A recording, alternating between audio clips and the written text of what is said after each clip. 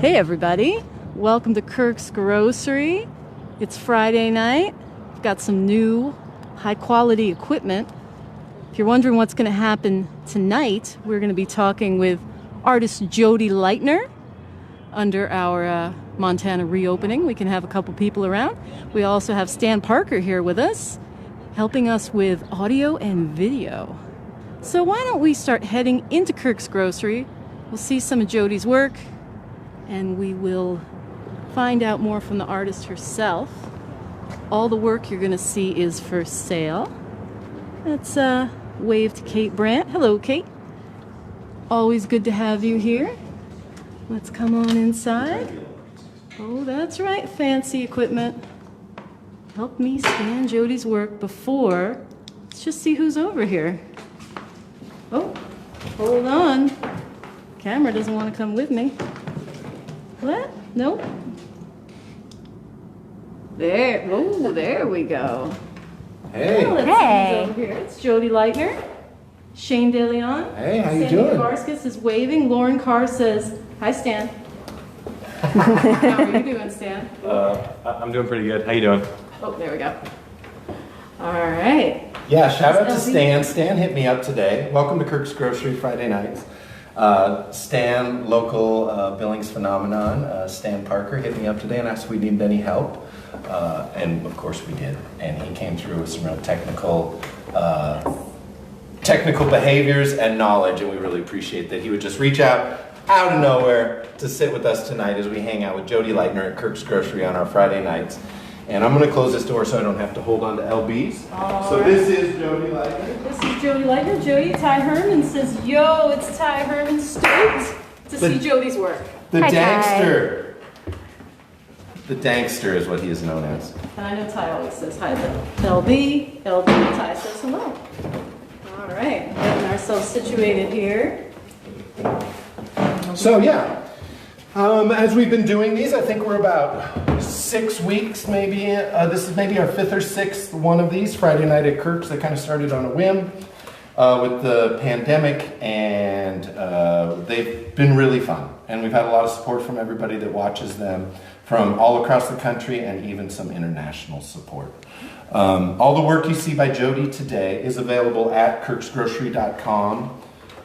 Just go there, and under artists you can find Jodi Lightner, and if you wonder if you can purchase them, you most definitely can. Definitely can. And Ty says, "Sup, Danksters?" Thank you. We already have 15 people watching. This one's pretty popular right from the get-go. Well, Jodi Lightner is a local celebrity, phenomenon, and teacher. She teaches up at MSU. I guess they call those professors at MSU. Sometimes, yeah. Occasionally. And how long have you been up there? 7 years. I've been teaching for 7 years. I teach painting and drawing, and it's fun. It's fun to teach. I have great students, and we have a good time making art every day. So I can't complain about a job that's practically a party every time we go in. So it's a good...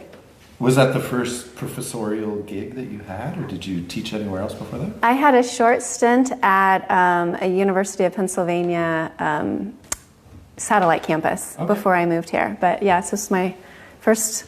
7 years deep, so you probably have I am tenured. Yeah. We've built a program. We do a lot of fun things. We have a study abroad program. We have exhibitions off campus. We've built a program that is vibrant and fun. So. Yeah, and it's so great because I've met Kiera, who works with you, as well as Mark and Leanne and Patricia. And all these people up there through going to shows at the North Cut Steel and you know, just kind of through town and everything. And we did a show called Reckless here at Kirks Grocery a few months back before this Gordon McConnell Stephen Gluckert show.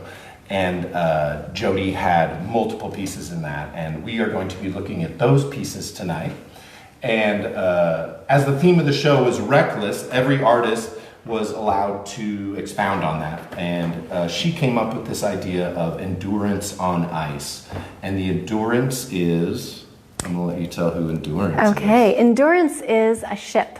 So my thought for this project, let me back up just a little bit. This whole exhibition was featured on this term reckless, where we wanted to think about artwork that maybe didn't consider the consequences of what it meant. Like how how can we be bold as artists to present things that are maybe not compromising a status quo, that are saying things that are a little bit on the edge, or that are embody this idea of being reckless without consequences of the outcome, like thinking about what the outcome could be. And where I took it, I'm very calculated, and I think about the outcome of things a lot of times. But I was reading the book, Shackleton's Journey, about Edward Shackleton and his trip to Antarctica in 1914. Mm-hmm. And it's a thriller, really, I mean, from last century. And he charged his ship right through an ice floe and got stuck on the ice for a year and a half until they were rescued.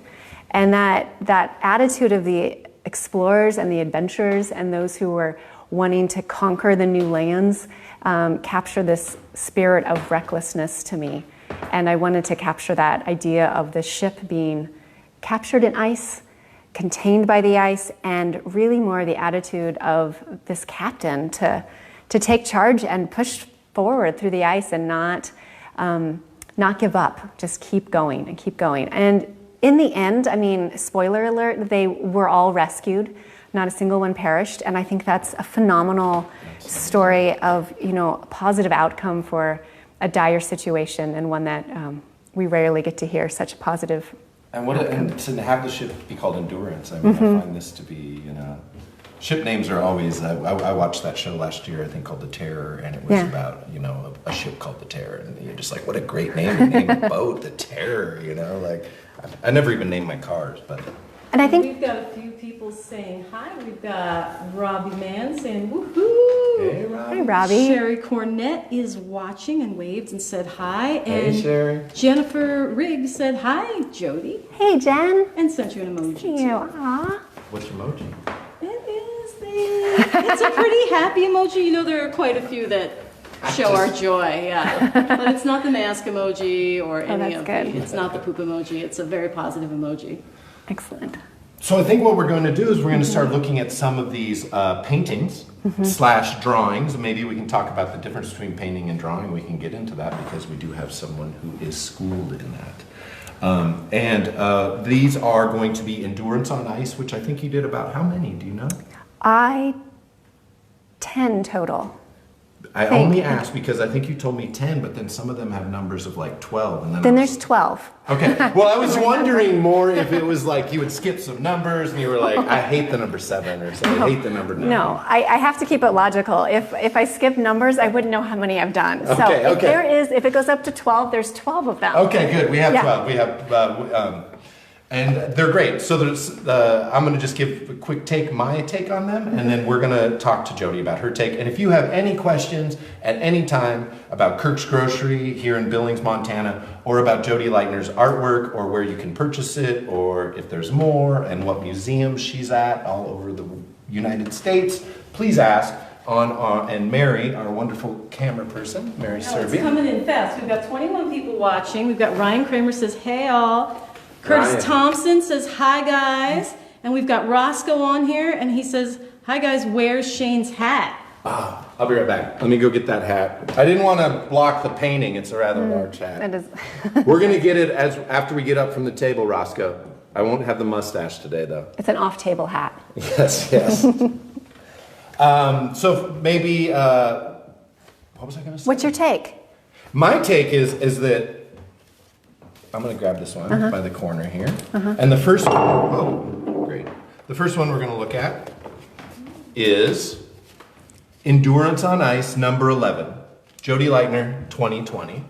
Now these paintings here, is it better if I hold it up? I like it when you hold it up. Okay. Yeah, there we go. These paintings here seem to have two backgrounds. They have a blue background or they have a gray background. Does that have any, did you just choose those colors? How do you choose colors when you paint? Yes, I did just choose those colors. The gray tended toward the grayscale, which was like the Antarctic color scheme, right? Whites and blacks and grays. Not so much whites, but I wanted to keep the ship white. And the blue for me, I use a lot of blue in my work. It signifies distance to me. Things in the distance are hazy. There's atmosphere in the distance. So I use a lot of blue typically when things are far away or when I think they're unattainable or they're harder to reach or grasp. So. Oh, that's awesome. That's a really well thought out concept of blue. I like that because blue does recede to the eye as well. It does. So, as well as in a conceptual way. What I love about this one doesn't only have the blue on the front where she's done the painting Lift of. it up a little bit. Okay, Oh, she has the yeah. painting here of Yes. the Endurance on Ice. Now you'll see that she has it painted in different styles. You'll see it from different views, different shapes. Were these from photographs? These were taken from the photographs by Frank Hurley, which was a photographer that was on the journey. And he was able to save, out of like 320 plates, I think he saved 75 of them. The number may be wrong, but he saved just a minimal amount. And like through living on an ice floe and riding in a dinghy to an island, like he protected these plates with his life. Wow. To make sure that we had documentation of this shipwreck in the ice floe. So we're looking at this ship, the Endurance right here, and I love how she's used the white. I love how it's drawn in white. This is one of the strongest parts. And then she is also in the background, covered up. Maybe is that paint back there, or did you use pencil for the black? Is that paint? Like it's fine tip? It's all paint. It's all paint. I have a paint that is actually liquid graphite. Oh, okay. So you can paint on the graphite and it works with a brush. Are you a painter that utilizes all the different styles of brushes? Like, I'm going to use like a long brush, a 02 and all that. Like, obviously you know that, but I mean, do you utilize that concept of painting? I do use a lot of brushes except the fan brush. As all my students will know, the fan brush does not belong in any of my painting supplies. Do you paint this with palette knives at all? Is this palette knife painting on the other side? I don't use any palette knives, but I do use a lot of like old hotel hotel cards, key cards, and old credit cards. And Yeah, so because like you can see it scraping here, like if you use a palette knife. and scrapers, yeah. Because here you have a thick, rich black. I don't know how close you can see on the camera, but where it's built up, you get this really dense, shiny black. But then right next to it, the black's been scraped away by a credit card or a hotel key room. We do not know which. And when I was talking to Jodi when she brought this show in, I was when I first. Let's not talk about what I thought yet. We're on the first one. What do you think? What do you see in here? Let's get some answers on there. Well, Ty Herman says legend, all caps. He's excited. I'm personally excited because I love to read about Arctic and Antarctic exploration that doesn't work out, where people get trapped for a year or two. And usually I prefer it when they don't make it back and we don't really know what happened. But the great thing about the Endurance is that, there's photography from the era, and like Jodi said, like these glass plates that survived. And the great thing about this one is it is double-sided. You get the blue on the front. Ooh. This is Endurance on Ice number 11, but on the back you get a nice, just flat gray surface. And we'll see this same color gray used later with the painting on it. And I just got to ask why the gray is on the back, because I love it. It really adds I want to frame it on both sides, like so you can see both sides. I don't think it's that mind-blowing. The backside, I like to use oil, and I thought I would speed up the process by using acrylic. So it's an acrylic on the black, and I didn't like the surface, so I flipped it over and painted it with oils on the front. Ah! So it's oil on paper. Yeah. And Which? so, did you use gesso or ground just to keep it from being too absorbent, or? No, there's actually a paper that is primed for oil paint. Arches oil paper, you can paint directly onto it with oil paint, and it doesn't need a primer, and it doesn't need doesn't need any preparation, so you can just go for it. It's a beautiful invention. So liquid graphite. Liquid graphite, oil paper. Oil paper. These are the things you can find online, I would imagine. Art stores, possibly in Billings. Right. It's hit or miss in Billings, but definitely online. So here we're going to pull up a second one, and this is? Number 10. Number 10. Going down. And this one is a different view of the ship than we had before. And this is obviously the tiniest bit, I think, of that graphite pencil back in there, covered up with the white acrylic. And what I was seeing, now I said I wouldn't say it on the first one. When I first looked at these, she told me they're the ship, and I saw the ship there. And then I also, the black to me seemed like I was always on the bow, looking, or is that the bow at the deck, front? the deck. You're standing on the deck looking towards the bow. They all kind of, my eye kind of draws like this on almost all these. Into like a perspective? Into they don't do it really, but you have these kind of masts over here, but they always kind of pull to the center, and it always made me feel like I'm looking down the deck of the ship. And Lauren Carr says, you are mind-blowing, Jodi. And Jenny says, love this piece, or love these pieces. Yeah. And Linda Bria Lemire says, what imagination and skill. Yeah, thank what you all. skill? Technical skill. We have 2 technicians in the Kate house. Brandt also says, I love these. Yeah, these I are great. love these too, but I mean, that's like a no-brainer too, because I love this kind of thing. I love how you can see the pressure of the ice that's crushing the ship. You know, when the ship turns on its side, it's because the ice is pushing it up and out of the water and starting to crush it. You can kind of see that. It almost looks like foamy waves here, but it's, you know, the we know ice that it's flow. ice pushing on there. For months and months, where they listen to the cracking, and the crew starts to have serious psychological effects from hearing that cracking. So looking at the images of the ship breaking and looking at images of shipwrecks, metaphorically and realistically, like I was thinking about how things break apart and how the ship caves to the pressure, and that makes all these boards and planks spew in many different directions. So whether the ship is the skeleton or the black marks are the skeleton of the ship or the ice or vice versa, It's all about pressure. it's all about this pressure that causes the chaos or the cacophony to expand, explode. I love this. One thing I like in a lot of Jodi's paintings, we don't have it here now. It was that larger one that was in the Reckless show. But she does these beautiful semi-curved circle things. There's one right here. And I love these. They're not crescents, but in the other one, there's a lot of them. Like overhangs on a roof or something. I really like this shape, as well as these scraped shapes. And if you can see it on camera, we get these super dark blacks, shiny dark, right next to matte blacks. Here, hold it up a little bit, Jodi. Yeah. Does that help? And tilt the bottom back. Yeah, there we go. There we go. Now we can all see exactly what you're talking about. Perfect. So yeah, we will be looking at 7 different endurance on ice today, and then a couple other pieces that are from a different, I don't know if they're from series, but they are a different from style. series, yeah. And we have a diptych we're going to look at here in just a few minutes. Roscoe says he loves the use of line and contrast. What is the reason that nothing extends to the borders of the surface? Oh, nothing touches it. Tough questions from Roscoe. That's a good question, Roscoe.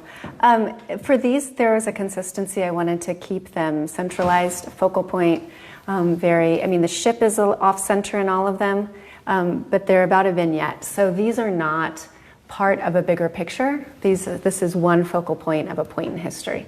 So instead of taking it off the picture plane, I kept it all more centered and imagine this to be the gray and the blue to be white space, like negative space, but just a color field. I love them too because now that we're saying they were glass plates and photography. This edge here with the gray kind of looks like a slide to me right now as I'm glancing at that. And you had to protect them and you had to wrap them so the edge would have been wrapped and they would have had like a frame around them. That's awesome. Photography has come a long way. We're going to look at one more endurance on ice sitting at the table. Then we're going to get up. We're going to walk around a little bit. And I'll hold this one again. Oh, what's nice about these 3 here, what you're going to notice is all 3 of these, higher. This one's number 9. That's great. This is number 9. Number 9. Once again, I'll just push it in there, kirksgrocery.com. You can find Jodi Lightner under artist, and all these are there. They are $200 each. And all these first 3 we're looking at are different views of the ship. So this one is straight on, and it is leaning to its left. And this has quite a bit more of the graphite pencil, or at least what you can see. The other ones maybe were covered up with white, but you can see more of the graphite in this one. And it just looks so ghostly, this one. All these super light lines, which is a really common theme in what I've seen of Jodi's work. Her work up at it's the Holter now, right? With all those rope drawings. Yeah. These drawings she has that are, I think, about 8 to 10 feet tall, multiple layers of mylar, drawings of thick ropes woven together to cast nets, and the concept of, large holes in nets. We've had a conversation about that, but if you can check out her work at the Holter as well, it'd be great. But I do love lines. I love lines. I think that they're poetic. They speak, they go places, they speak about things, you can build them up, and everything consists of lines. So it's something that definitely is a huge part of my studio and a part of my language that I want to share and speak. And is drawing your main thing that you teach at MSUB? Drawing and painting, Drawing both, and painting. yeah. Okay. Oh yeah, and I was going to say, do you, just from maybe you have a hard line of what that is, what is the difference between a drawing and a painting, especially on something like this? Right. Like, let's use this in this example, not in like the whole concept of art. But like, so to me, I look at this in your draftsmanship, which I consider more of a drawing thing. It's just incredible that all these ships are just beautifully rendered. The foreshortening, the angles, everything, the lines, how they hang. But then, with all these painterly strokes, these scrapings, it turns it into a painting. And do you have anything to say about that? Would you turn it so that to Yes. me, the top is Do you want it near here? Jodi and the bottom is near me? For all three, is this one? Oh, this one. Here we go. Now everybody at home. Can see them in the right direction. Yeah, that helps a little bit. But the way I have these grouped, the next group of these that we'll look in, there's 2 more groupings of these Endurance on Ice by Jodi Lightner. And both of those groupings have the ship from the same angles, at least front on or sideways. So here you kind of get a variety of. ship. Did you do any from the back? There were no photographs from the back. Okay. So there was, and I wasn't going to make it up because that's the part that I wanted to be intentional about retaining history. Like that was important to me because I was obviously not capturing a true depiction of Antarctica below it. But as far as like drawing and painting, interestingly enough, in the Chinese language, there's not a different word for both of those practices. And we have a lot of conversations about what's the difference between them outside of materials. So if we base it on materials, then these are paintings. If we base it on how I would define it, I would almost call these drawings with oil paint. So yeah, it's all those are such fine lines. I've heard other cultures, they don't even have a word for art. Right. So it's like there's all these. Every culture is different, and look at this beautiful curved line again. We have, Becca is asking, how fast do you work? Is it all predetermined, or is it on a whim where you scrape away at the page to etch detail in? that's a good question, Becca. It is not predetermined. I have an idea and a concept that I want to embody, and I work from that and then have to deal with what I've done. So a lot of times I am making problems for myself and then having to answer them in the studio. There's a lot of pieces that I worked with that I didn't feel were good for the project, and so I edit out the things that end up not working and usually use them in another way or as a base for something else or as a preliminary project for something else. I'm kind of a economic like user of my materials, but when I'm making a project, I definitely edit out the ones that are not working, and I have to respond to what I put down on the paper, and so I go with it as long as I can until it doesn't work anymore, and then I find a new solution. There's always a new solution. I like to say there's never a wrong answer, there's just a better answer, and there's never a mistake, there's just a new way to interpret it, a new way to take it. So that's some of my philosophies in the studio when I'm making. And there are things that I love that I always go back to or lean back on, and you'll see a lot of those repeating grids and patterns and ladders and elements that repeat because the motifs actually talk about some of the same themes I want to talk about, like the building up of structures or the chaos of structures breaking apart, and most importantly, like what it would be like to be able to see through all the structures, to see every physical layer all at once and not be limited by just the front facade that we get to see. So seeing beneath the surface of things. It's interesting too, because on those old ships especially, you know, the masts and the rigging, that's not behind a facade. That's all evident structure. And you seem extremely prolific. I mean, you know, just from watching you on social media. Now, I don't know if you're showing me 20 years of work, you know, but it seems, I mean, the show at the Holter, these are massive drawings. These seem like, you know, going to Becca's question, how long do these take? I look at these drawings that I would, from looking at them on the internet, from looking at them online, I would say they almost look like photographs of ropes. They look so beautifully, they're so beautifully rendered. And I mean, I've pulled in and they look like photographs printed on Mylar. They're so perfect, and there's a ton there. Or not there's a lot of them. Then you have all this. You show up with this. I see these other shows you do. You work big, you work small, but you have a lot of work too. And how many, a question I want to know is, what would you say you actually are in your studio producing, since you're a professor as well and you have other things in your life? Would you consider yourself working 10 hours a week, 30 hours a week? It varies a little bit more than that. I try to get in the studio 6 days a week for a little bit of time, however much time that is, giving myself one day off to do whatever needs to be done. And when I'm preparing for a show, that I don't hold to that rule, and I'm in the studio a lot. And anytime I'm not in class, I'm in the studio working, thinking, making. And I have a studio downtown here in Billings Open Studio, and it's a wonderful group of artists that work in there in our own individual spaces. But the work is, it's responsive. I guess when you love what you do, sometimes you don't notice how much time it takes, but a lot of it is time consuming. And some of it's a little bit more expressive, and so it manifests a little bit faster. These, based on scale and the way that I implemented them, they took probably as a whole group maybe 3 weeks altogether.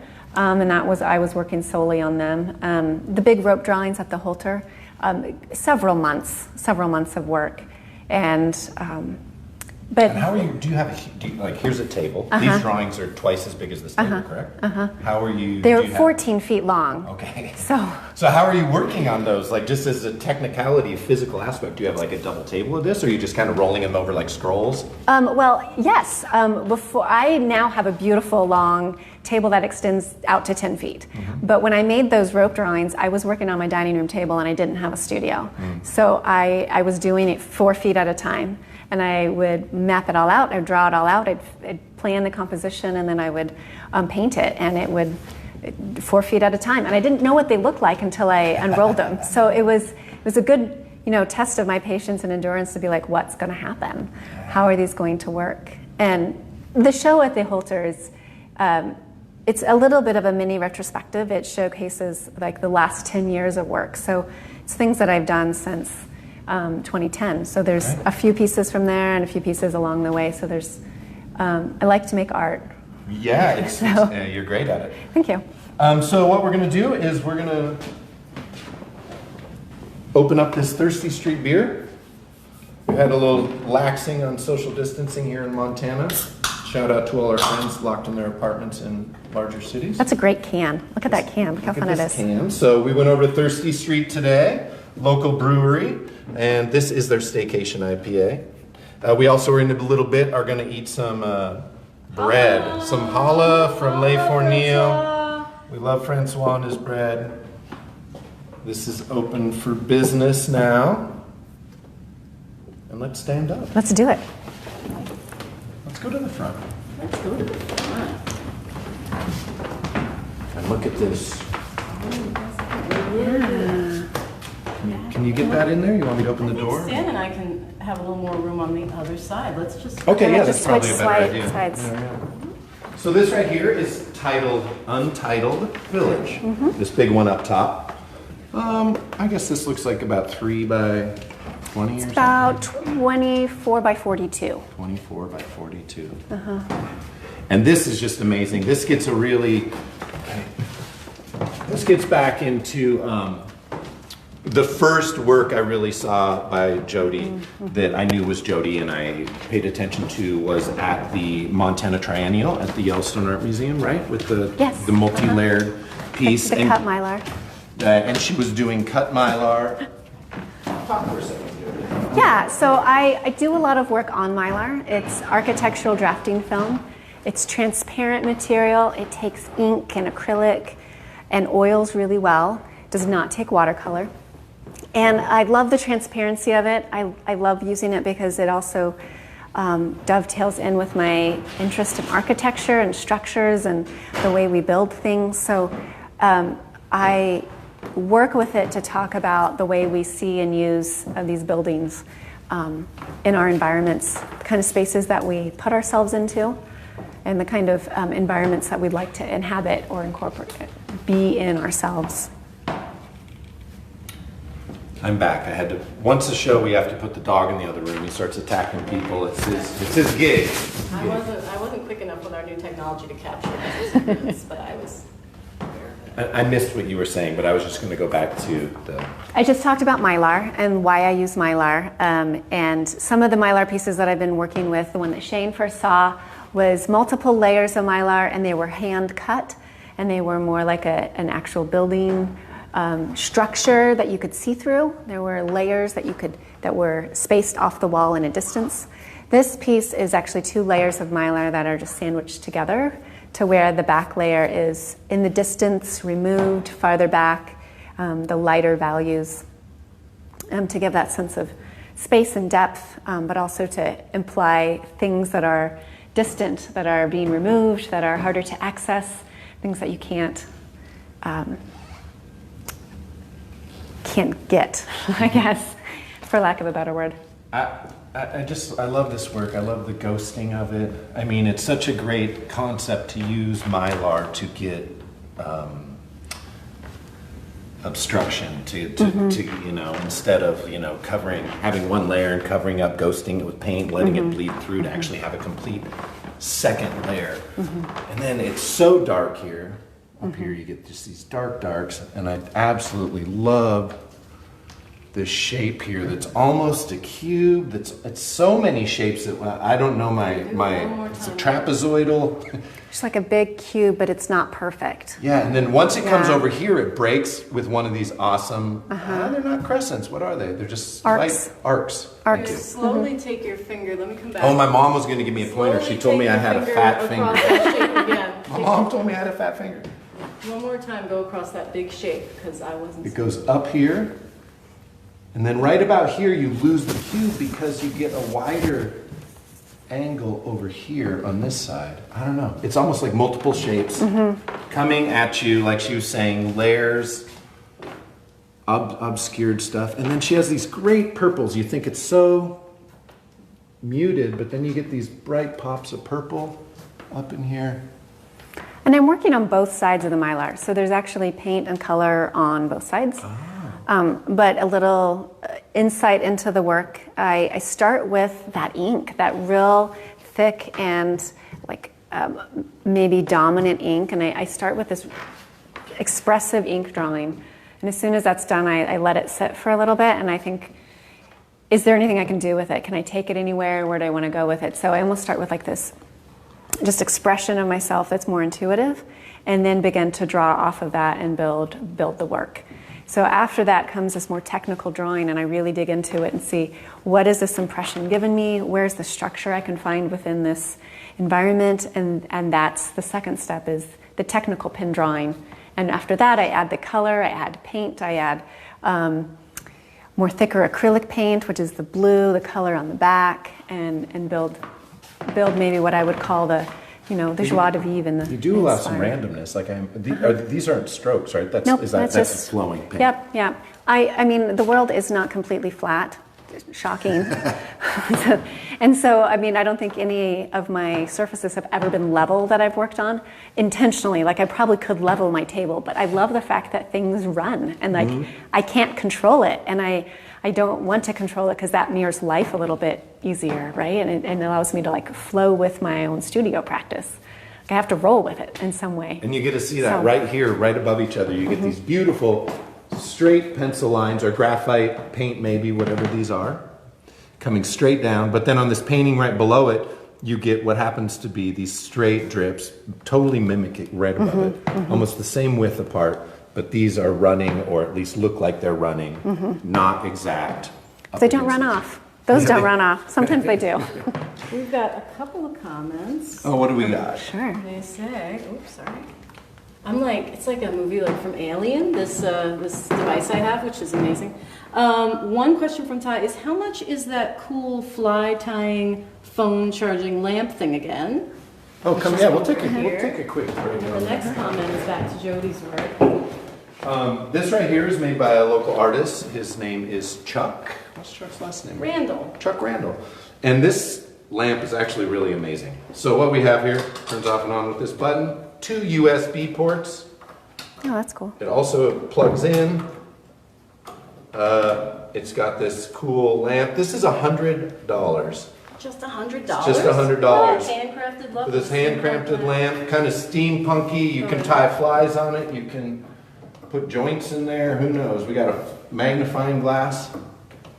All sorts of stuff. That's a deal. That's $100 made by a local artist here. He used to be a guard over at the Yellowstone Art Museum is where we met him. Jason Jam shouts out, Chuck! Yeah, Chuck. And then the other question I saw on there was, I think, by Becca, and it said, were we working on all 12 at once? Is that what it said? Did I miss that one? Hold on, let me scroll it down. All 12 drawings? Which I think you answered Yes, already. yeah, I did work on all 12 of the ship drawings. Sometimes, let's see, there's something about you having fat ass fingers, Shane. That's also from Is that my mom? It's your mom. Krista Only moms can is say that. watching us from New York. Oh yeah, Becca or Ty asked, were you working on all 12 pieces of this project at the same time, or did you finish them one at a time? So that was the question. Yep, thank you. I Yeah, missed that. yeah, I do work on them all at the same time. I mean, some may be dry, so I hang them up on, I have a whole magnet wall, which is amazing. Everyone should have one in a studio. You can just throw paper up there and stick it up there for a while. So as soon as they were dry enough not to run, sometimes I would move them out of the workspace. But yeah, I was working on all 12, mostly at the same time. And then we also have Seamus asking, Seamus? Seamus, your use of lines and space convey to me how disorienting it would be to be stranded in the ice at the bottom of the world, losing sense of time and space. Let me see if I missed Yeah, another. why don't we just talk about these since we're looking at them right Lack here. of color. Can you imagine being in Antarctica and like the only color is whatever's on your ship? Oh, yeah. Like whatever color you brought with you, and it's all brown and white and Dark. gray and dark, right? Ooh. And it's, I mean, the light that doesn't exist, and they were caught in the ice during the winter, so there wouldn't have been a lot of light there at all, just being near the pole. It sounds horrible. I don't ever want to do that. No, that's why it's great to read about it. Mary loves it. I'm like, I don't know. It's, Trapped in the ice. The food is always Right. rancid, and it's always Right. the like vendor Right. who sold Right. them bad canned oh, they goods. should have used better canning techniques. And they never do. They never do on any of these expeditions. They If you're a don't. vendor of like tinned and canned meats, you are the Improve your devil who product. kills them all every time. No, that's historically true, I would say. And then we have a few comments that I got behind on. So one is from Karen Karen Mayhus. Karen Mayhus. And she says, Karen. Jodi, that lamp frame sort of reflects your work. Oh with yeah, the thinking with the emoji. lines, yeah, on the grid. Yeah, and then we have Douglas Carr who says, so great to see and hear you, Jodi. Hi, Doug. Karen says, thank you for sharing your work, Jodi.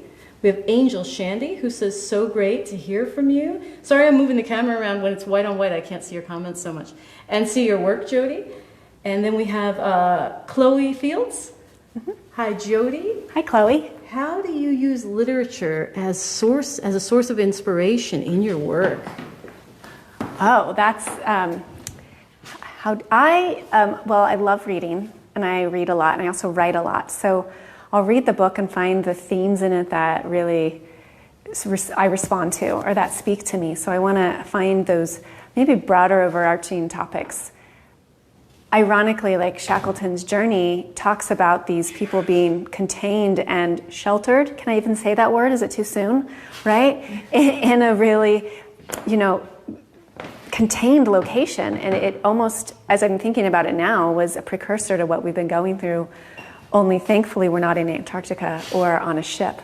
So, but literature, how do I use literature? Has it come up before? Have you used a lot of books to I reference? I have used, for the Cut Mylar series, I was using books by Italo Calvino called Invisible Cities. Okay. Which is... I think you saw that talk at the YAM, didn't you? That was a fantastic talk at the Thank end, you. Jodi. Thanks. Yeah, she was just telling me about that talk a couple days ago. Yeah. Very much about this topic of literature and its impact on your work. So I don't want to illustrate literature. I'm not taking a piece of literature and trying to draw pictures of what I'm seeing, but I'm taking literature, finding the themes in it that resonate with me, that talk about how we interact with space, and building off of it. So it gives me a way to engage with another art form and find my own ideas that are being mirrored in somebody else's art form too. So it's almost like I get to collaborate with an author, only they don't know it. And some of the authors I've collaborated with are dead already, so I've written a lot of songs that have been inspired by books. Philip Pullman, who's written a bunch of great books, has inspired, I think, 3 of my songs. And I'm always like, wow, I didn't see that coming, It's like, oh, I've already written a song about this guy's books. Here's another book. Let me write another song about one of his books. Or, references. My songs are always about a million subjects. But so here we'll just go back real quick. We're looking at some more Endurance on Ice from Jodi Lightner's series from this year. And this one, I don't have the number on it. This side is 7. This is number 7. And I've mentioned a few times, but I'd like to say that kirksgrocery.com is available right now. You can get all this stuff. You can go to the Jodi Lightner page. You can click on this drawing right here, number 7. You can purchase it if you live away. It'll calculate your shipping, and you can buy this right now, and I'll ship it to you on Monday. I'm going to put on my mask and head to the post office. And then we have another comment from Karen. It says, Jodi, have you been able to create work during this time of social distancing, and has the containment of our current times impressed your theme of architecture during our mannerisms in different ways? Yes, good questions. Somewhat. My studio practice has changed a little as I've made more studio videos for teaching online. So I've had to shift gears just a little bit to also make more demonstrations for teaching. And then my practice has become more about maybe a discipline. I need to have that outlet, so I'll go in and do a lot more. I've been doing a lot more drawing and sketching and preparing for an exhibition instead of actually making finished work. So I've been doing a lot of experimental play. I call it. I've been playing in the studio more than making end products. And then Karen said, and I'm sorry, when there's white on white, I have trouble with these comments. She said, some of the architecture driving our mannerisms. So I'm sorry. Yeah, I think that the idea of our interior spaces and how we respond to them, it dovetails into my work and what I like to talk about quite neatly. My last exhibition was about the lives of things, which is the title of the book that I was working with, and it's about the objects and the spaces, our interior spaces. So instead of the ship and these contained spaces or exterior architecture, I had moved indoors more for this last exhibition, and I talked about basements and attics a lot. I had a great attic growing up, and I had a phenomenal basement, and they were a cellar and a true attic. They weren't living spaces. They were adventure spaces.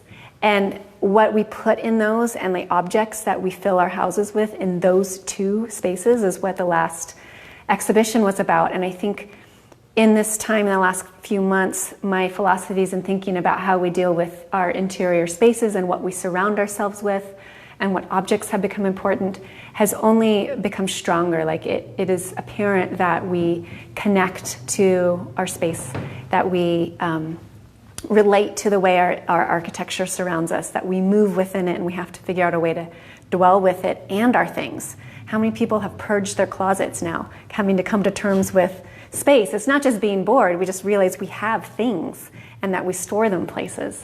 And I I've enjoyed thinking about that term. Like it isn't something that scares me. It's something I enjoy thinking about, how we navigate our relationship to the places that we live and how we navigate the relationship to the things that we bring into those spaces as well. Thanks, Carmen. Yeah, good question. And Ty gives me a shout out as the narrator and mediator. Good job. Yay, Mary Serby. We'll just give this one. I know we've talked about the endurance on ice. As I mentioned earlier, both of these are front views. Ship is leaning over. It's been crushed by the ice and it's about to fall over. They probably exited the ship about this time, and then it was about another month before it completely got crushed and sunk into the water and they couldn't get onto it. Wow. So they did have about 30 days to offload anything on the ship that they wanted, including all of their dogs at the time. And I forget, did they camp nearby on the ice? They did. They camped nearby for about 9 more months and then left, or 6 more months, and then left by smaller boats, by the rescue boats, however many they had, 3 or 5 rescue boats, about 700 miles to Elephant Island. This is more information than you probably want to know. No, it's great. And then 5 of them left by a boat and went about really far to South Georgia. 21 days through like one of the most treacherous passes on the ocean. Landed on the wrong side of South Georgia Island, and then had to climb over a glacier That no one had ever climbed over. no one had climbed. Ever. Without and they're any like food. starving to Yeah. death or just like really rough. That's why these are great stories. They're amazing. And I Yeah. loved the stories of the explorers in elementary school, like Magellan, and like I just liked the idea of finding something new. In fact, I've always loved exploring. I wanted to go over to a friend's house and be like, let's find your basement. Let's go see what's in there. You know, like I don't have a lot of new spaces to explore in just like regular life. So I mean, I love the outdoors. There's a basement here in Kirks. We can do that as a Perfect. video if you look through that hole in the floor. If you want to go look through the hole. I would go look through the hole. This hole right here. Yeah, pull that up. That goes into our basement, but the lights are not on. Ooh, the light's not on. I need a That is light. for if there was a fire in our see. basement, the firemen could run in here and throw their hose down in there Ah. and put the fire out in the basement, which is just an ingenious. Love it. I shall throw treats down there for you to find. I love someday. it. I love that. You know, when the fire people did their inspection, here, you know, he was like, "Oh, this is cool. Not a lot of buildings have these in buildings." And he's like, "Tell me." I was like, "Oh, that's great." There's some towns that have like underground tunnels built underneath them.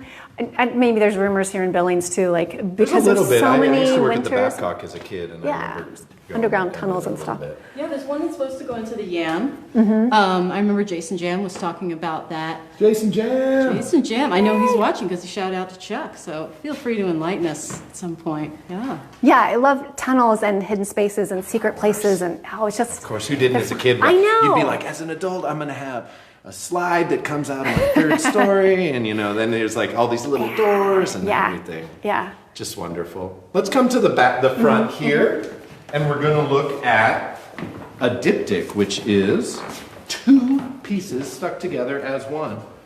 And Ty Herman says, yeah, show us the basement. We're not going to the basement today. That could be a fun one. But I was gonna look Please in put the phone in there. He It was said. dark. I could not see much. And then we also have Johnny saying rumors in Billings. And we have Andy Ron saying, I've been in tunnels under Lincoln. Ooh, nice. Thanks. Andy Ron, great, Nice. great Love it. guy. So these 2 pieces are studies of like dissecting architecture. So they're a little bit more abstract, but taking that idea of like seeing through buildings and walls, finding both like the essence of a space, but also some structure still holding it together. And they are 2 views of the same space, but on separate panels. So thinking about looking at one thing from 2 directions, what would And that you know, look I like? see the little squares as windows. Is that what those are for you, or are they other just shapes? They're constructs. Constructs, Yeah, okay. I wouldn't call windows and doors so much in this one, but more just like the construct of things. Like things Yeah. are built on a square. I always try to get people to build things on diagonals and curves because I thought they were exciting, but they're a pain to build, right? So there's a reason for 90-degree angles. Like they really do work, and that's a lot of our building construct is in 90-degree angles. I don't know the style this art was called. It seems it was probably from the 60s, maybe 50s, I don't know. But it was like popular in interiors and don't take this the wrong way. This isn't any. But these lines here, they remind me of this style of art that you would see in people's houses that would be like maybe Asian villages or a boat that would be like. Oh, I know what you mean. They're like Really they're like sloppy. this. They're Yeah. really similar to this. And you know, when I see these endurance ones, none of your other pieces that I see really do that. But the endurance Yeah. ones, just those black lines Yeah. and those credit card swipes. Yeah. They really remind me of. I don't know the style what that was called, but it was very. I don't know. Do you know this? I do know it, and Howdy from Texas, USA. yay. I would think like, so sometimes when I'm painting, I think of sword fighting. I mean, that seems kind of random, but sword fighting and calligraphy and handwriting all together, right? Like it's this poetry of hand movement on the surface. And I'm really looking for like, how can you make your hand dance across the surface enough so that it creates this, its own organic composition. Yeah. And that's where I'm going with these marks. And so I think that that's what mirrors some of that like large, expressive, expansive mark making. Yeah. Is that the whole arm has to get into it, even if it's on a smaller painting. Yeah, that's a great comment on that. I love these pieces. This diptych here is just beautiful. Love them. Are those two Thanks. sold separately or together? Together. Together. They are $600 for both of them. They belong together. They're like twins. And I really belong like, together. you know, her arcs, I've talked about a couple times. You get this big one here. Is my finger in there too big? And then you get this pointer. one come here, and it doesn't match up at this curve. Like, my eye really wants this to dip a little bit more. Because you want, for me, I want it to pull together, but you know what's beautiful about it? It doesn't. It doesn't give me what I want, which makes it even better. Because who really wants what they want? David Carroll says these are cool. There's a lot of O's. It's gotta surprise you. It can't be like things that are expected or the norm. It's gotta take a new view on things. I like things that make me take a second look and look a little bit harder, or think what else could it be, or where are they coming from. So when I'm making my work, I ask that for myself. I'm not expecting that the viewer would always see it, but I do think, what else am I looking at this space? So what kind of building am I wanting to play with? And a lot of the buildings from this series were about like things off the ground, so things are a little bit more elevated. There's an aspect of tree houses and play, and the impossibility of making a structure that could, you know, foster our imagination. Like if we could build whatever kind of surroundings that would be inhabitable regardless of the temperature or weather, and a mind would be much more like a treehouse. It would be inventive and be playful, and it would scamper. As you're saying that, I'm looking at your Untitled Village here, which it looks now, while you were saying that, it kind of looked like Spirited Away or like a Miyazaki film up here, even though it's completely different. It's not like anime or Japanese animation, but these buildings up here And we have Rob Messere saying, nice work, Jodi. Thanks, Rob. We also have David Carroll saying, super happy, fun guy, Snowflake. And we have, who really wants what they want? Meditate on that, from Seamus again. Yeah. I've been meditating all day. And all I got was drunk. No, I'm kidding. Let's look at these last two, unless we have any more questions about these. So we're going to come to the end here, probably in the next few minutes of talking to Jodi. We're just going to look at two more endurance on ice. So if you've been saving any questions about her practice, her materials, anything you want to ask her, now would be the time to do that. Hannah Harsha says, great job, Jodi. I love how you investigate objects from multiple perspectives. Thanks, Hannah. Yeah, a lot of these you're seeing, I mean, that's what these black lines on endurance on ice really remind me. As you're looking down, looking from the side, it's like that ice is cracking, you're in it, it's shooting by you from all perspectives at once, kind of. Well, my fingers kind of look like that. So I'm just going to give you a quick rundown of the next 10 minutes or so. We're going to look at these last drawings. You're watching Kirks Grocery. You can find us at kirksgrocery.com, where all the artwork you can see on all these walls is for sale, or if it's not sold. We're going to be back next week, and we've been doing these. We started these with me and Mary giving tours of artwork we had here.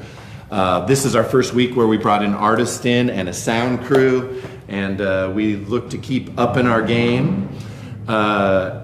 And it's been really fun to have someone in the building and to be in the same room as 4 people, fairly unsocial distanced. But, you know, I'm feeling pretty good in Montana. We've done a good job, if we could say that. It's really nice to be in the presence of art again and not just be online virtually. I know you're all watching virtually, but it's really nice to be able to talk about things in person again. So yeah, great. Thanks for the invitation. Yeah, you know, it's great. It's great to see Jodi's work.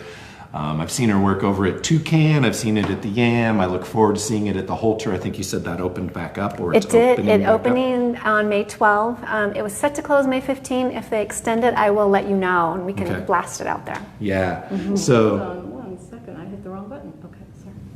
Okay. And I'm saying hi to Rowan DC, who's here with us from Chicago. Hey, Rowan. Hey. So yeah, I'm just going to give a quick rundown. Next week we're going to do Bear. Really great guy, has been here with Kirks since the beginning. His name's John Burdenground. He goes by Bear is what we call him here. And he is a storyteller, long form storyteller. He's been working on this piece. I've seen him do parts of it through Poetry Jam. I've seen him at Story Night. I've seen him do it, and he's doing it here at Kirks Grocery. It's about an hour and a half long. It's intense. It's about anger. It's about, you know, life. It's going to be beautiful. We're going to try to get it really going on. We're going to work on some technical things. So tune in next Friday at 7 as we do our first live stream kind of performance thing instead of visual art. But the week after that, we will be back, and we will definitely be profiling some new work by Roscoe, which is actually older work. Roscoe swang by today, and he dropped off 5 paintings that, if I remember the story correctly, Roscoe was an artist here in Montana, and in the 90s he wasn't getting a lot of love. His work was not really appreciated maybe, or whatever. And he kind of quit showing art. I ran into Bob Durden a couple years ago, and I asked Bob Durden, who makes big art in Billings, Montana, big paintings. Kirks has some big walls, and I wanted some big paintings. And he said, you should talk to Roscoe. And Roscoe came and dropped off 5 paintings today that are older, but after he had stopped making art for 20 years, he came back, and the work he dropped off today is all his first paintings he started making after he came back to making art for 20 years, and they are $200 each. Roscoe's new work, which is the same size, is going for $800, and we're going to go through that in 2 weeks. Next week, Bear, storytelling, 2 weeks. We're going to focus on Roscoe's art. We're going to have about 10 to 15 paintings by him up. Curate Instigate will be coming down, and Curate Instigate, you have been a wonderful friend. Beautiful show. Gordon McConnell, Stephen Glukert, Sandy Dvarskis. We still have stuff for sale. Make sure to check it out online. You can also go to Kirks Grocery on our YouTube channel, just YouTube at Kirks Grocery, and we have all of our whatever we call these Friday night, Kirks QVC, whatever these are. Let me scroll through. We've got a lot of comments coming in, and let me get a piece of this challah then. Holla! So Stella Zell, she says it's a great show. Sherry Cornett says thank you. We've got Seamus saying fun time. Thanks everyone for putting it together. Sherry Cornett says she's also looking forward to being together in person again. Stella Zell says Roscoe rocks, which is true. And we have 31 people with us, just so you guys know. That might be our highlight. This might be our most viewed live. I think it might be, and we started out with 21 right from the get-go, so this has been popular. Jodi Lightner. Jodi Lightner. Oh, wait, and there was a comment that I don't see now, but it's asked Jodi, would you share your own links? What are your links, Jodi? Yes, you can find my work at jodilightner.com, and you can follow me on Instagram, the same name. And That's JodiLightner. Thank you. I'm assuming you all know how to spell my name, I guess. But yeah, I've spelled it with a Y a couple times, and then I like to spell people's names right, so I said no Y. Excellent. Yes, JODI@lightner.com. Once again, we always appreciate your support. We're going to look at these last 2, Endurance on Ice, and then we're going to show you Roscoe's second painting. Let's come back and Krista says, you guys have created an online happening. Sandy Dvarskis says, thanks so much. And Shelly Oval says, love it. Hi, Shelly. Hi, guys. And regardless of what happens, I'm chewing some hollow bread. Holla, thank you, Lou Fornell and Billings. Sandy Davarskis, will you turn around and show the hair real quick? Is beautiful. She has made this. She's a local ceramics artist. She's an artist. And she has been making new mugs and cups for our COVID-19 crisis here in Montana. And she's made this new series of cups that she's going to do a fundraiser for. We're still working out all the details for pricing and everything. But they're mugs, and they have masks on them, and they give different statistics of dates of how Montana was doing through the COVID crisis. So it might say, like, April 10th, we had 320 cases with 1 death, or whatever those exact are. But they're really unique. They're a really interesting 406. There's a big 406 thing here in Montana with t-shirts and all that. And it's a real interesting take on the Montana COVID crisis on a mug. You can have that in your coffee. You can always remember. And you will allow by appointment meetings. So if somebody wants to come down and see the work in person, check out the show, see this work on the walls. Thank you for that. I highly recommend coming down to see it in person. It is, as much as it's been amazing to be online, it's really great to see this work in my presence and feel the energy of the paint and the materials. So we are reopening. Kirks does reopen to the public on May 20th. We're going to start back Wednesday through Friday from 3 to 9. We are open always by appointment. You can always get a hold of us at kirksgrocery@gmail.com and say, I want to come on Tuesday at 1 in the afternoon, and I will meet you here. So please come and look at this art. And we've got Shelly says, I love it. We've got Trisha Zahn saying, great show tonight. Looking forward to next Friday. We've got Ty and Becca saying, everyone in this room is so cool. Love you guys. Rebecca Larson Long says, wonderful show, Jodi. Thank you, Kirks Grocery. Kennedy Skinner says, say my name. Kennedy Skinner. David Carroll says, put in the comments, hi Dell from Black Magic Marker.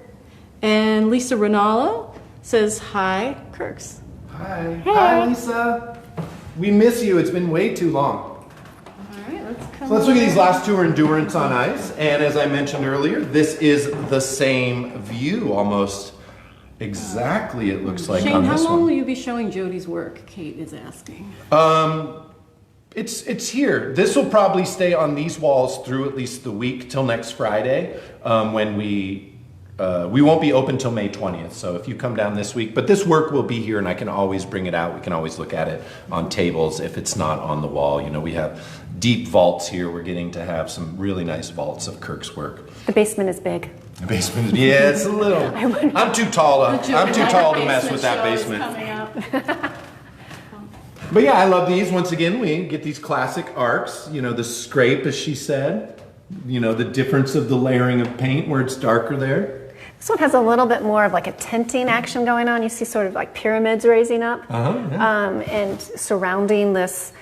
This is kind of the skeleton view to me. It looks more skeleton-y and as it's really being right crushed here. down. This is just like, it really just looks like it's barely there. You get some of that web. Oh, that looks great on the camera. What? And the reason the sails are still up is because they thought they could make it out of the ice. So they put the sails back up to try to don't they catch always the wind. think they're going to make We're it? gonna make it. Let's They always do think it. they're going to make it, even though there's always somebody on the ship who's like an experienced sailor who's like, we are not going to make it, everybody. They're like, put the sails up. Kirks Grocery is putting together a Arctic expedition for 2021 for artists only. So if you want to come get stuck on the ice with us for a couple years, no mariners. just come hang out. We'll try to make it out alive. A little better saving nowadays than 150 years ago. They might be able to fly a copter in. At least do some drone footage. Yeah, they're there still. Yeah. Put us on the internet. They're still there. Still surviving. So yeah, come on down, Kate. We can look at these anytime. I like how there's sort of a Jodi Lightner ladder in this one. There is. Trying to escape. Get out. Are you trying to escape or are you trying to get in? Like, where are ladders going up or down? Like, That's true. it's a little ambiguous sometimes. And on these ships, do you want to climb up and look at the endless horizon of almost nothingness except frozen ice? That's a good point. Beautiful. All right, any final questions for Jodi or anything else you want to say tonight? LB is crying. We've locked him up. Let me for let this the dog one. out. Let's set him free. He's usually one of our stars, and he needs to be. Oh, he does need to come out. He's going to come out. It's going to Yep, be there out. he There he is. He's free. There he He's is. free. He's a pup. Nice job. There you are. There you are. There he is. He's back. All right. Oh. It's been really fun to share these with you all, so thanks for checking in and listening. If you have any questions after the fact or want to talk to me about work or process or studio, please feel free to contact me through my website. That's a great way to stay in touch, or through the Facebook link here, or Kirks Grocery. Shane can get you in touch with me as well, so a couple of different ways. And follow her on Instagram. She has really taken up, I feel, during the quarantine. You've been posting more and more work, and there's so much. She's a very prolific artist from what I can tell, and there's so much work to look at. And the more work at you look by a single artist, the more lines you can draw from each piece. You can see their history, you can see their influences, and I love art, and it has really opened my mind and the world to a lot of stuff. And so I love doing these things with artists. Thanks so much. You're Jodi. welcome. It's been so fun. Thank you. We got thank you from Krista. We got heart eyes for LB from Kate, and Ty Herman is saying to give him extra green beans for being locked up. Curtis Thompson says Sparky, his dog and friend of LB, says woof. Whoa, Sparky and I'll be Yeah, tight. thank you so much, Jodi. This has been a beautiful episode of. And once again, thanks to Stan. Do you have a business name? I mean, Stan Parker. Stan Parker. Just me. Just Stan. This Stan. is Stan Parker. We, If Kirk you enjoy supports our itself audio by the quality- love of this wonderful Billings community. We've been here a year and a half, moving on into 2 years, and it's completely sustained by the people here in Billings who show up. They buy our artwork. Back when we were able to have performances, they were coming to the concerts. But not only that, it's people like Stan who just reach out and say, hey Shane, I want to help you today because this is my specialty. And obviously... Thank you for this gizmo I'm holding, Stan. People can't see it, but it's incredible. So steady. Especially when I'm using it correctly, which I just did for the first time showing LB. All right, so we're going to do the last thing we're going to do tonight. We're going to go look at one of Roscoe's new 5 paintings that he has dropped off today. And I said 2 Fridays we're going to feature Roscoe. We're going to have some work by Sandy. We were going to look at some work by Hank Fuller tonight. I didn't get it out, but make sure to go to the website and check that out. It's just a lot happening all the time. All right, let's check it out. Let's check it out Let's over check it here. out. Are you coming, Jodi? Oh, I'll be there. So, as I was mentioning, the story goes, Roscoe, he had stopped making art for quite a while for whatever reasons. Artists stop, sometimes we're just not inspired, or, sometimes we have babies, or who knows. Life goes on, and there's a million things in the world besides art. But I like that he just came in, dropped off some new paintings. Now let's just flip around real quick at this one in the wall, the Apollo over here. This is Roscoe's latest work. This is an $800 painting. This is beautiful, sublime, subtle. Not as much contrast as we usually see in his work. We usually see dark, dark, black, blacks, and white, white, white, whites. This is Joseph Beuys, a portrait of Joseph Beuys and the buffet, and then a little bit of homage to Cy Twombly with those circles at the top in the world, Apollo. These are all great names to look up if you like art. These are all wonderful, great artists. David Carroll says that we should be singing Boom Operator to the theme of Smooth Operator right now. Boom Operator. And Robbie Mann says Stan's the man. Lots of shout outs for Stan coming through the comments. Did anybody see Boom in Frame? No. Rain on Lens? Well, we got a pretty tight that would crew also be here. my fault if we had Boom in the frame, really. I'm losing battery, so let's Oh, look yeah, at so let's Roscoe look and at wrap this. it up. This is Roscoe's piece. He didn't really have a name for it. I said, I'm going to refer to it as Arm and Hammer. One thing we know about Roscoe is that he is influenced by a lot of expressionist work. And he loves Andy Warhol. We talked about Andy Warhol today for about half an hour. And, how he kind of changed seeing for a lot of modern artists. Now, as we were saying, Roscoe's new work is going for about $800. Most of his pieces are 4x4, but we just got 5 pieces in that he's just getting out of because a lot of people want his work, and these are $200 each. These are large. This here is about 3 feet by 3 feet. And what I love about this, I'm a real trash artist myself. I'm working on a line of clothes right now called Trashin' that is pretty much just paper glued to fabric, and they will not be easy to wear, but you will look good. Paper suits from the 70s. What? Like the paper suits from the 70s. I'm making all these paper Love clothing that are, but what I love about, look at how it's just falling apart. This is an early one. He's painting on cardboard. You can just see it's on cardboard here on the back. But it has a frame on it, so it's sturdy. Yeah, it's sturdy. Yeah. And then it's so saturated, like this paper's falling apart. He's got, I love this, he's got a stapled Arm & Hammer natural baking soda on there. There's so much to see in Roscoe's work. And you know, the more I see, the more I love it. And this is a little more chaotic as we were looking at the one across the way. It's definitely not as chaotic. There's definitely a collage aspect and aesthetic to his work, whether it's all the materials that he's using, but the elements themselves. It might not be different materials, but the objects he's collaging together. Yeah. There's a lot of different layers that you're looking through. And here he's got just another piece of corrugated cardboard up in here. These white hands, as I was saying, he's got a lot of contrast. White, white, black, black.